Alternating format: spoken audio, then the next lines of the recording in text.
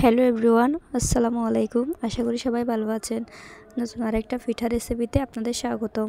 পিঠাটি তৈরি করার জন্য আমি এখানে চাল, তিসি, বাদাম এগুলো ভেজে নিয়েছি। এরপর আলাদা আলাদাভাবে ব্লেন্ড করে নেব। একটা চা কাটতে চাইলে আমি আপনাদের দেখিয়ে দিচ্ছি কতটা মিহি হয়েছে। বাদামে তেল থাকে, তাই বাদাম ব্লেন্ড করার পর একটু দলা দলা থাকবে। এরপর সবগুলো উপকরণ একসাথে মিশিয়ে নেব। এরপর চুলায় কড়াই বসিয়ে এতে পরিমাণ মতো চিনি দিয়ে, লবণ দিয়ে একটু জাল করে নেব।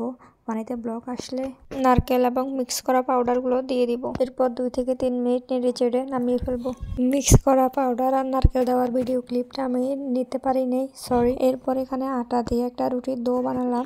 এরপর এক একে রুটিগুলা বেলে নিব। এগুলা পাতলাও না, খুব একটা মোটাও না। এরকম ভাবে বড় বড় করে রুটিগুলা বেলে নিতে হবে। বড় করে বেলার কারণ হচ্ছে একটা রুটি দিয়ে 3 থেকে 4টা পিঠা বানানো যাবে। আর ছোট করে বেললে হবে কি, একটা দিয়ে একটা পিঠা বানানো যাবে, এতে সময়ও বেশি লাগবে।